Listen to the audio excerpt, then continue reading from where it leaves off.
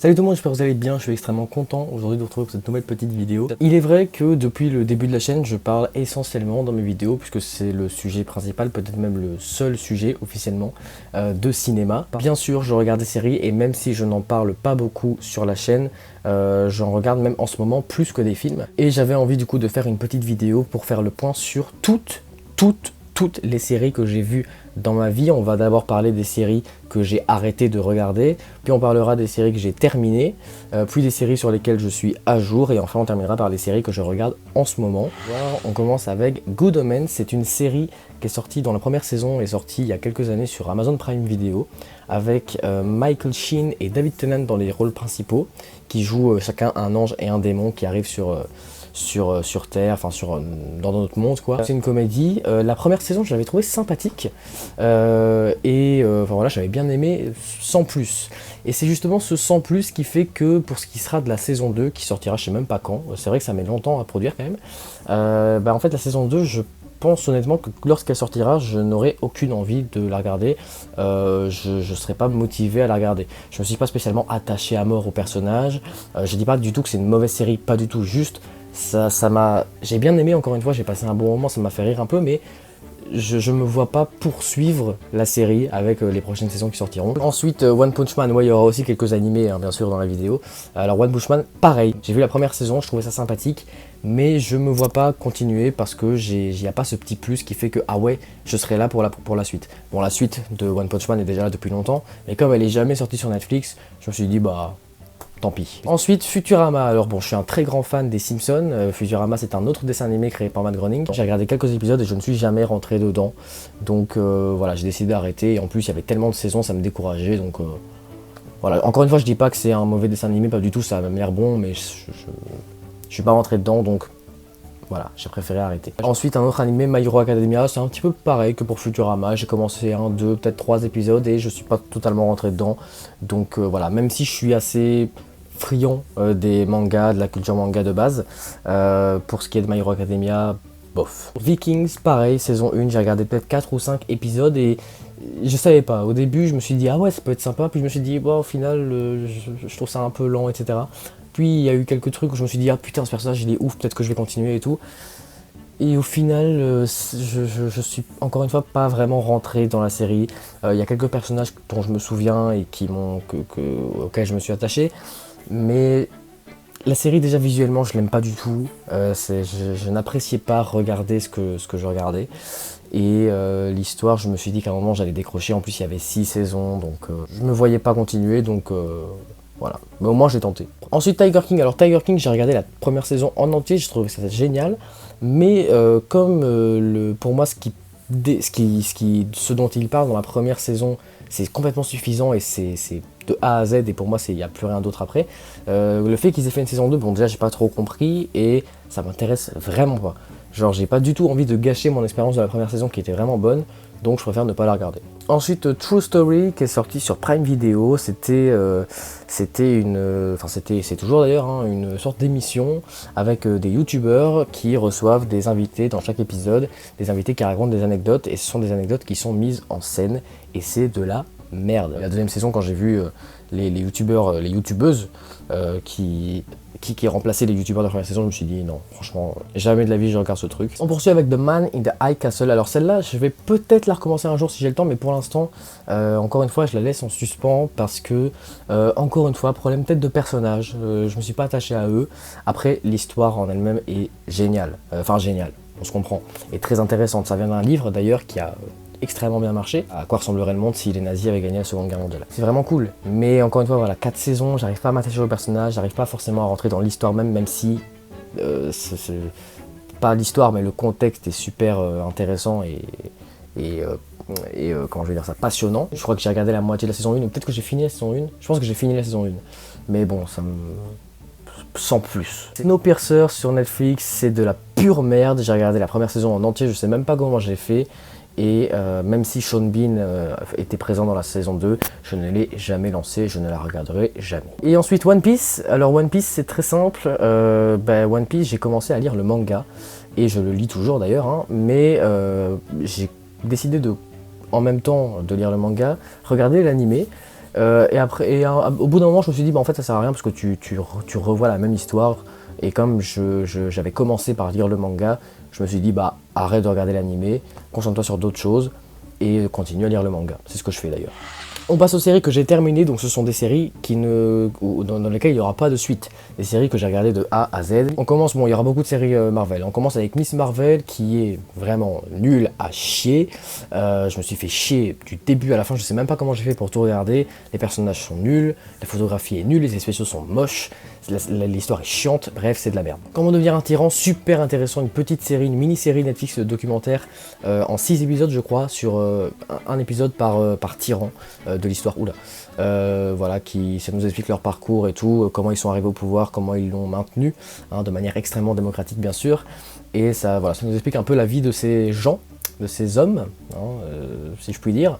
Bon, bien sûr, il y a un épisode sur Adolf Hitler, il y en a un sur Joseph Staline, il y en a un sur Kadhafi, il y en a un sur Saddam Hussein, je crois. Ensuite, Family Business, la fameuse série française avec Jonathan Cohen.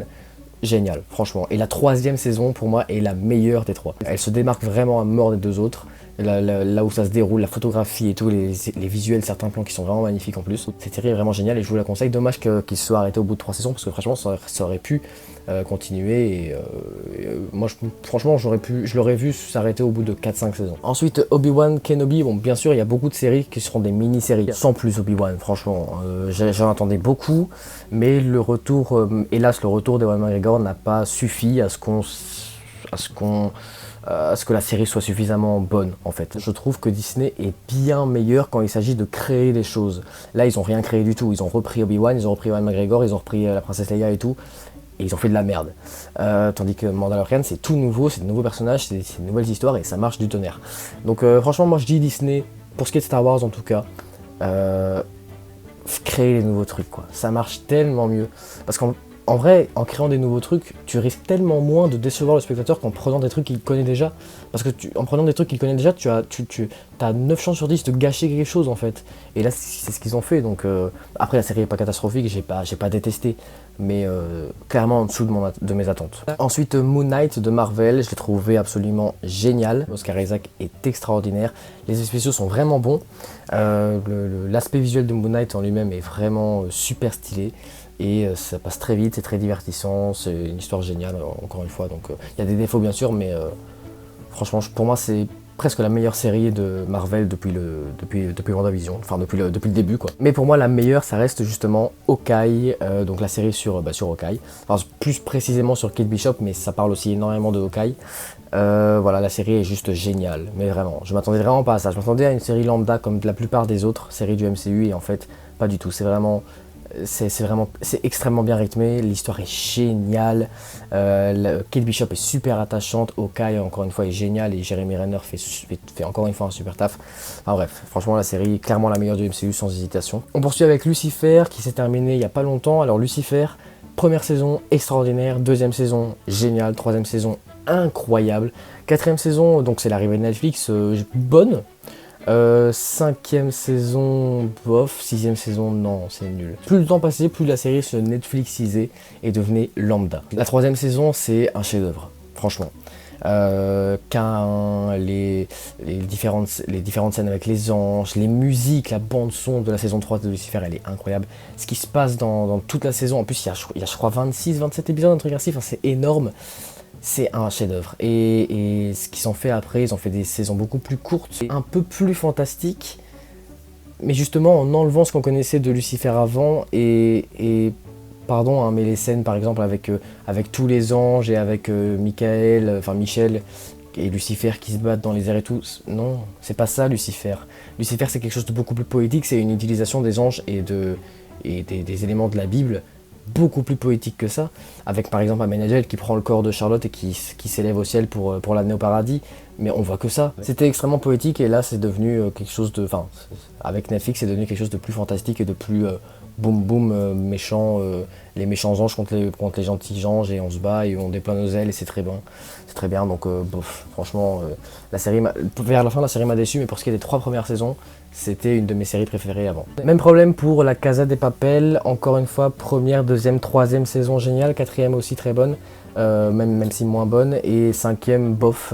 Mais encore une fois, pour moi, c'est une série qui a marqué un genre, et c'est une série dont on se souviendra très longtemps et qui est culte, même si les gens ont l'air de ne pas l'aimer au final. C'est une série qui est devenue culte. Le Masque de Dali, tout le monde sait c'est quoi. Tout le monde connaît La Casa de Papel. Donc c'est une série, je pense que c'est la série qui m'a fait ressentir le plus d'émotions, le plus de stress, le plus de suspense de toute ma vie. Il y a des scènes, des fois, en fin de saison, où je savais pas ce qui allait se passer, où j'étais, mais je savais même plus respirer, quoi. Et je pense que c'est la première et dernière série, enfin, en tout cas pour l'instant, la seule série qui m'a fait ça. Donc rien que pour ça, bien sûr, je mérite d'en parler et ça a été aussi pendant longtemps ma série préférée. On continue avec une série documentaire que j'ai regardée il y a un peu plus d'1 an et que j'ai dévoré tellement c'était super intéressant. C'est la série The Last Dance qui se concentre sur une partie de la carrière de Michael Jordan, plus précisément les années 90. Donc il me semble que ça se concentre de 1991 à 1996-97. Donc l'émergence, on va dire, des Chicago Bulls et je pense que c'est voilà, pendant ces années-là qu'ils ont gagné le plus de titres et où Michael Jordan était au sommet de sa forme et c'était clairement à ce moment-là la légende du basket, encore aujourd'hui. C'est super intéressant, ça raconte plein d'anecdotes folles, ça te parle bien en détail de qui était Michael Jordan, de ses bons et de ses mauvais côtés. Après je sais pas si quelqu'un qui n'est pas fan de basket pourrait être intéressé par la série, mais dans tous les cas c'est une série qui est très bien faite, qui est très bien documentée et qui est assez longue en plus, donc super taf. Ensuite, Assassination Classroom, un des meilleurs animés que j'ai vu de ma vie. Vraiment, il n'y a que 2 saisons et c'est vraiment, c'est incroyable. Les musiques, le personnage de Koro Sensei, par exemple, mais même les autres personnages, les élèves aussi sont géniaux, les professeurs aussi. Ce qui se passe dans la série, il se passe pas énormément de choses, mais tout ce qui se passe, c'est juste génial. La fin m'a fait chialer. Cet animé, je le conseille bien sûr à tout le monde. Ensuite, Kaamelott qui est en train de poursuivre ses histoires avec le cinéma, puisqu'ils ont sorti Kaamelott premier volet l'année dernière et ils sortiront les 2 autres bientôt. Kaamelott, c'est la série française par excellence que tout le monde connaît. Les 4 premières saisons, il me semble, c'est des petits épisodes de 2-3 minutes. C'était déjà très drôle à cette époque. Mais honnêtement, ma saison préférée, c'est la saison 5. Ça mélange humour et en même temps, c'est un peu plus sérieux qu'avant. Et c'est vraiment génial. Et ça relance parfaitement Kaamelott pour en faire des films après. Ensuite, The Big Bang Theory, je pense qu'il y a 12 saisons. Je les ai dévorées en quelques mois. Et ça a été un véritable kiff. Clairement, la meilleure sitcom au monde. Les meilleurs personnages, les plus attachants, les plus drôles. Que ce soit Sheldon, Howard, Leonard, Penny... tout le monde, franchement, ils sont tous géniaux. Raj aussi, enfin bref, ils sont incroyables. C'est des geeks fans de pop culture, de cinéma, donc forcément ça me parle aussi, je m'attache beaucoup à eux et je m'identifie aussi beaucoup à eux. Bref, c'est une sitcom, donc forcément il se passe énormément de choses, ça évolue énormément et c'est de plus en plus génial, c'est de plus en plus drôle. Et bien sûr, c'est une série que je recommande à tout le monde. Ensuite, d'un tout autre genre, Game of Thrones, qui est en train de sortir son préquel en ce moment. La plus grande série de tous les temps. Les épisodes ont coûté à chaque fois une blinde. Et c'était juste impressionnant. Les costumes, les effets spéciaux, l'histoire, les personnages, les musiques. Tout était parfait. C'était vraiment des films à chaque fois en fait. Et c'est vraiment, je pense, la plus grande série de tous les temps, la plus connue, la plus culte, en tout cas celle dont on se souviendra pendant extrêmement longtemps, qui restera dans les annales de la télévision pendant, je crois, jusqu'à la fin des temps. Et c'est vraiment une des meilleures séries que j'ai vues de ma vie, et je pense que c'est le cas pour tous ceux qui l'ont vu. Star Wars The Clone Wars, un gros dessin animé quand même, qui se concentre sur, sur ce qui se déroulait dans la galaxie de Star Wars entre les épisodes 2 et 3 de la saga. C'est extrêmement intéressant, on apprend l'existence de beaucoup de personnages, ça développe aussi des personnages qu'on connaissait déjà avant, et ça en introduit d'autres qu'on a vu après dans des trucs live action, par exemple les séries de Disney+. C'est divertissant, ça passe vite, c'est bien fait, ça fait bien évoluer l'univers Star Wars, donc franchement ce genre de série, j'aime beaucoup. On continue avec une mini-série Netflix qui est sortie il y a pas mal de temps, enfin qui est sortie il y a quelques temps quand même, et que tout le monde a dévoré je pense et qui est vraiment extraordinaire, c'est Le Jeu de la Dame avec Anya Taylor-Joy, pardon. C'est clairement de la mise en scène de cinéma, c'est de l'art pur et dur, c'est extrêmement intéressant. Même moi qui n'y connais absolument rien aux échecs, je suis incapable de jouer aux échecs, je ne comprends absolument pas les règles, mais ça m'a tellement...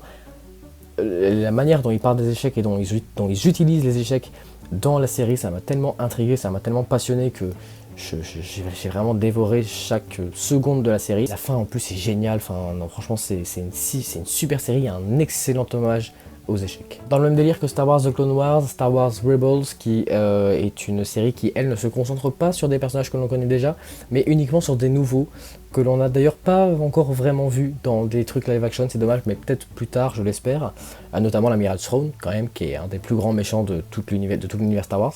Et donc Star Wars Rebels, ça se déroule entre les épisodes 3 et 4 il me semble. Encore une fois ça développe génialement l'univers Star Wars, on apprend l'existence de beaucoup de gens, de beaucoup de planètes, de beaucoup de trucs, voilà donc c'est génial. Ensuite WandaVision, la première série du MCU qui m'a énormément déçu, je savais que j'allais pas aimer et je n'ai pas aimé parce que on connaissait la fin, même avant que ça sorte on savait ce qui allait se passer à la fin et la série en elle-même est...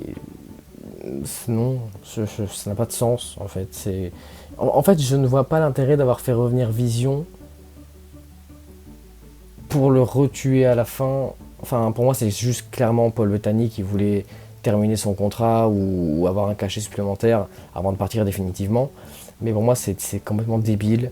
Faire une série complète, enfin, certains vont me dire oui, c'était pour introduire la nouvelle Wanda avant Doctor Strange 2. Les gars, faire une série complète pour développer ou pour introduire un personnage pour un film, de plus un personnage que l'on connaît déjà depuis 10 ans, enfin quand même pas, mais depuis, ouais, quand même depuis longtemps, depuis presque 10 ans, c'est peut-être un peu abusé. On continue avec une série que peu de gens connaissent à mon avis, qui est sortie il y a quelques années, et il n'y a eu qu'une seule saison, et il n'y en aura jamais d'autre, et je suis extrêmement choqué, déçu, dégoûté de ça.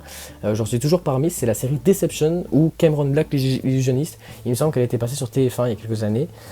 Donc c'est l'histoire, c'est un peu comme dans le même délire que Mentaliste, où c'est un mentaliste qui aide la police, voilà, avec son métier à résoudre des enquêtes. Là c'est pareil, sauf que c'est pas un mentaliste, c'est un illusionniste, donc un magicien, et c'est super intéressant, les personnages sont géniaux, ce qui se passe dans la série est génial. La méchante, donc la meuf avec les yeux verrons là, extraordinaire, et en plus c'est une fin clairement ouverte, la fin de la première saison, parce qu'ils pensaient que ça allait marcher et que ça allait faire qu'ils allaient pouvoir faire une deuxième saison, et apparemment ça n'a pas marché, la série a été annulée.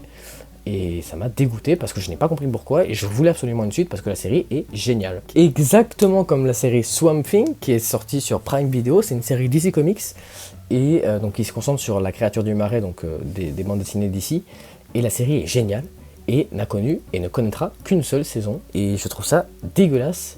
La musique de la série est extraordinaire, la photographie, ce qui se passe, les effets spéciaux, la créature en elle-même, les personnages, enfin c'est génial. Cette série était trop bien, et il n'y a eu qu'une saison et je suis dégoûté. C'est tellement frustrant d'adorer une série quand elle sort et qu'après on te dise bah en fait c'est tout, il n'y aura pas de suite parce que les gens n'ont pas aimé.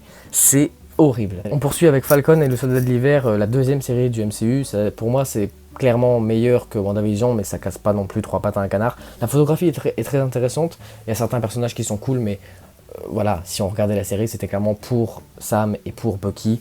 Les autres, on s'en fout, clairement. Cette série, en fait, elle a juste servi à ce qu'on introduise le nouveau Captain America avant le 4e film. Ouais, ça sert à rien, quoi. On continue avec Dracula, la fameuse série Netflix et BBC qui est sortie il y a quelques années sur Netflix, en 3 épisodes de 1h30 environ, dont un qui se déroule de nos jours.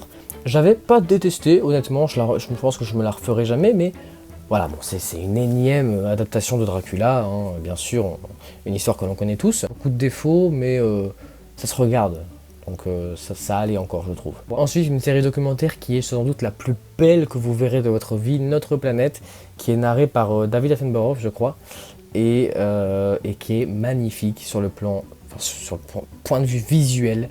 Les plans sont incroyables, les couleurs, la lumière, c'est de l'art, mais c'est vraiment de l'art.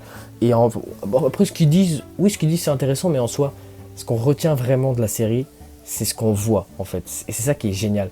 Limite, si tu coupes le son et que tu regardes juste les images pendant les épisodes de je sais pas combien de temps, quelques dizaines de minutes, ça suffit. C'est tellement génial, c'est tellement beau. Enfin bref, c'est très impressionnant. Living with Yourself maintenant de je ne sais pas qui, mais c'est avec Paul Rudd qui joue 2 fois le même personnage. Enfin, oui, c'est ça en gros l'histoire. Je me souviens plus trop de la série, elle est sortie il y a quelques années et elle aura jamais de suite parce qu'elle n'a pas vraiment marché. Mais il me semble que dans l'histoire c'était assez sympathique. C'était drôle et c'était voilà, ça cassait pas trop pas d'un canard et je comprends qu'il n'y a pas de suite. Ensuite Les Misérables, bon là cette fois il n'y aura pas de suite parce que bah, c'est l'adaptation d'un livre et le livre n'a pas eu de suite, donc forcément il n'y aura pas de suite, c'est logique. C'est une série qui a été faite par la BBC avec un casting extraordinaire, une adaptation géniale, assez fidèle au livre de Victor Hugo que j'ai lu et que j'adore, c'est un de mes livres préférés, peut-être même mon livre préféré. La musique aussi de la série est excellente. Et les acteurs sont très bons aussi, les costumes, enfin tout est vraiment génial, donc voilà. Et on termine avec H, la fameuse série française qui est sortie sur Canal+, au début des années 2000. C'est toujours un vrai kiff, j'avais déjà vu H bien sûr quand j'étais plus jeune, mais c'est un kiff quoi, c'est drôle, Eric Ramsey et Jamel sont géniaux, Jean-Luc Bidot est extraordinaire aussi, les personnages sont incroyables, c'est une série très simple mais très efficace, c'est dégueulasse hein, visuellement mais ça marche tellement bien, c'est tellement drôle, enfin c'est très simple mais très efficace. Dans les séries qui ne sont maintenant pas terminées mais dont je suis à jour, bon bien sûr il y a La Flamme, donc quand je parle de La Flamme, je parle de La Flamme et de sa 2e saison qui s'appelle Le Flambeau, toujours Jonathan Cohen qui est au top de son art. Il fait une parodie de Burning Love avec La Flamme et ensuite de Koh-Lanta avec Les Aventuriers. Les deux sont extrêmement efficaces. J'ai préféré La Flamme quand même, mais dans les deux cas c'est génial.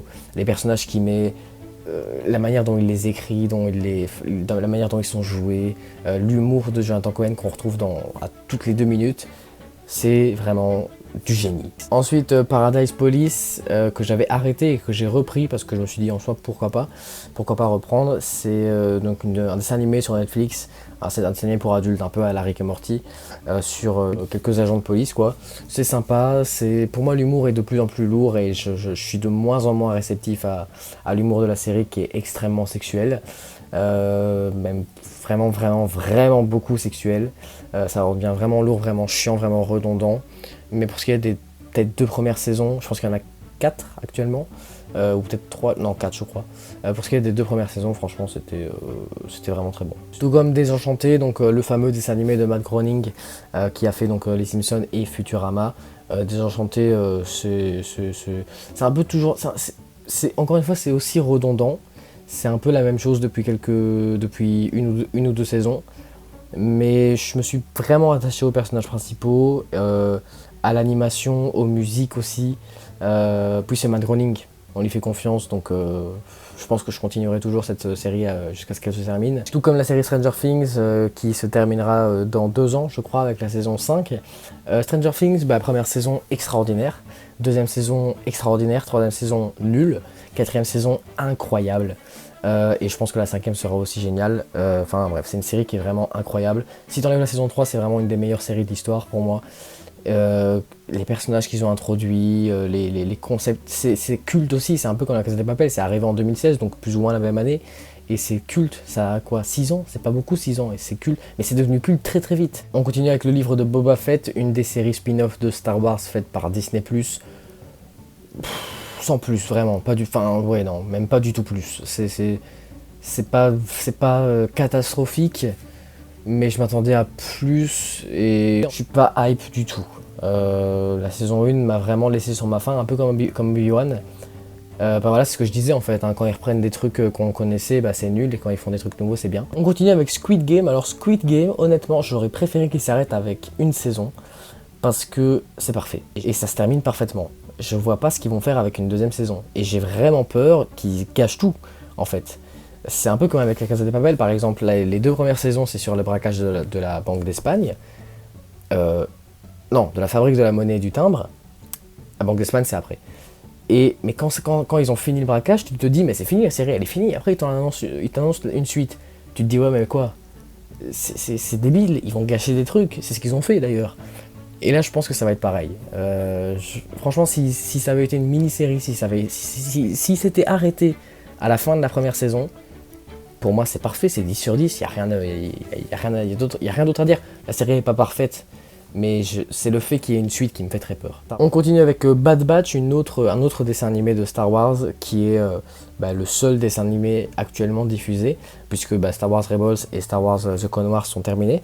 Bad Batch, c'est dans la même continuité, c'est dans la même lignée que ces deux séries.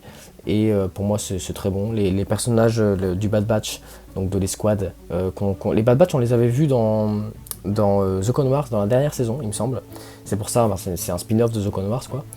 Et non, franchement, c'est très bon. La musique aussi de The Bad Batch, elle est extraordinaire.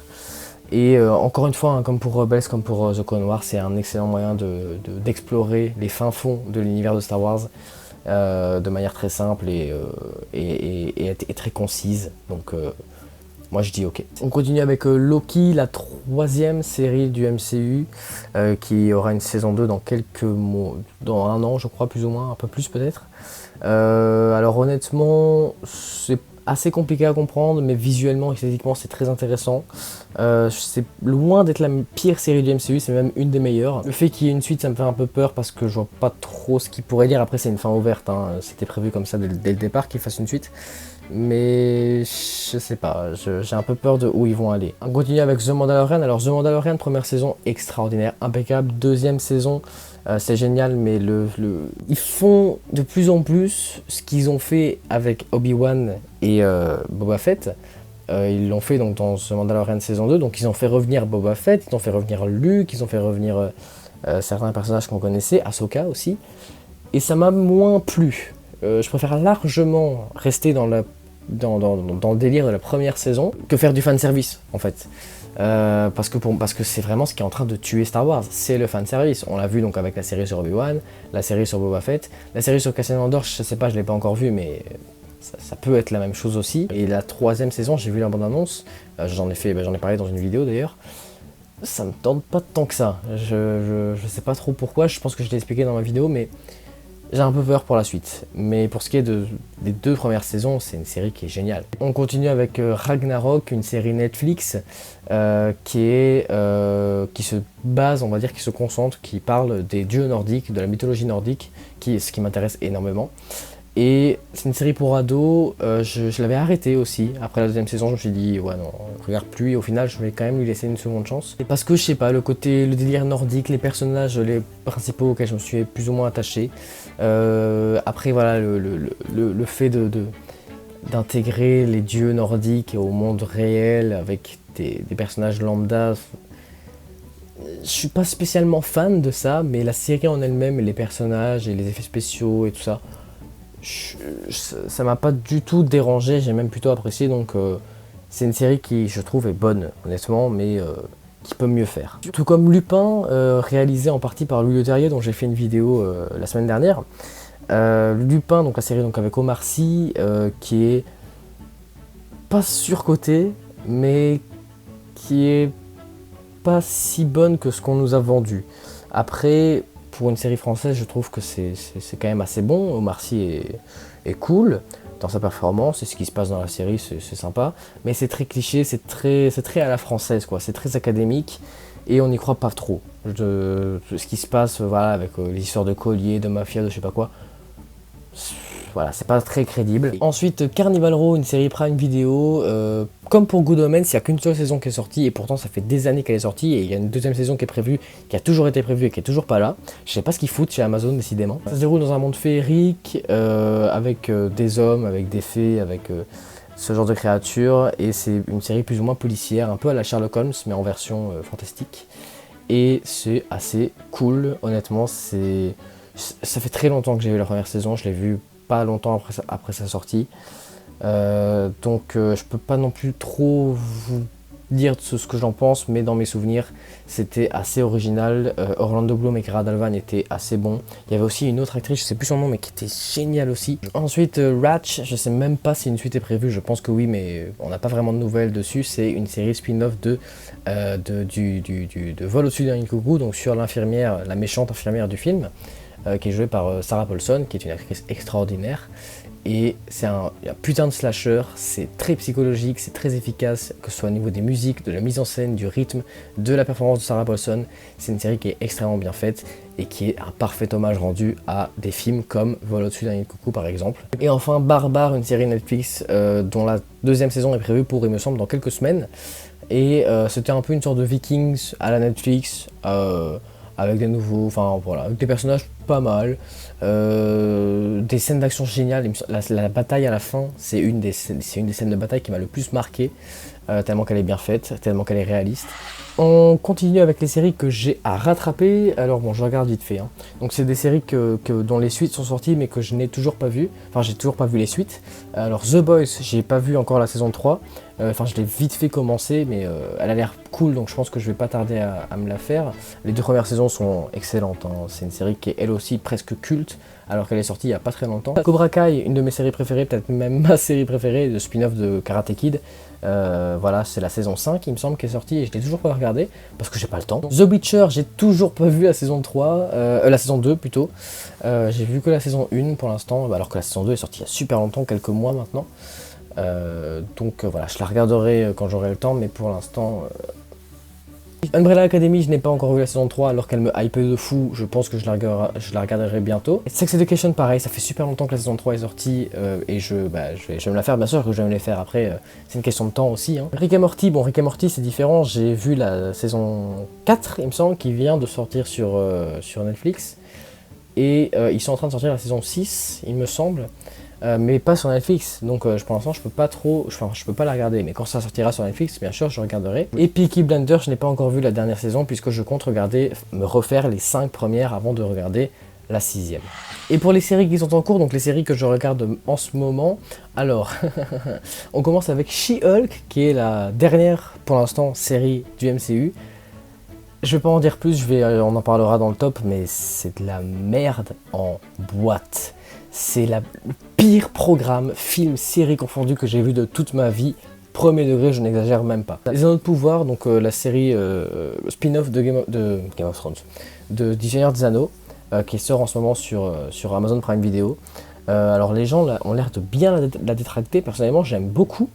C'est pas du tout une série parfaite, mais je trouve qu'elle a beaucoup de qualité, que ce soit visuel, que ce soit scénaristique. Peut-être pas à la hauteur de nos attentes qu'on a depuis des années, mais je trouve qu'on crache un peu trop dessus. What If, qui est sorti il y a très longtemps et que j'ai toujours pas fini parce que ça me fait chier et que j'ai pas envie de finir, mais je vais quand même finir parce que j'ai pas le choix. Flash, pourquoi est-ce que je la continue seulement maintenant? Parce que je l'avais arrêté, parce que ça me saoulait, mais je lui ai redonné une seconde chance et je ne regrette pas parce que je prends toujours autant mon pied à regarder Flash qu'avant. Ensuite, l'Attaque des Titans, c'est le seul animé que je regarde en ce moment. Je stagne un peu en ce moment parce que en ce moment j'ai pas le temps de regarder grand chose. Et enfin House of the Dragon, le spin-off de Game of Thrones, qui est absolument extraordinaire et que je vous conseille, tout comme Game of Thrones.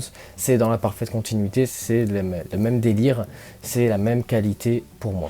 Voilà, c'est la fin, j'ai parlé de toutes ces séries, j'ai parlé de en tout 62 séries, c'est absolument énorme, j'en peux plus, j'ai la voix très sèche. J'espère que la vidéo vous aura plu, j'ai pas été très bon, je vous l'accorde, j'ai beaucoup bégayé, mais il est tard, je suis fatigué, j'ai pas beaucoup de temps, donc j'ai dû faire ça assez rapidement. N'hésitez pas à me mettre dans les commentaires vos séries préférées, les séries que vous regardez en ce moment. Pas de spoil bien sûr dans les commentaires, je compte sur vous. On se retrouve samedi prochain pour une nouvelle vidéo. D'ici là, je vous dis à très bientôt. Salut!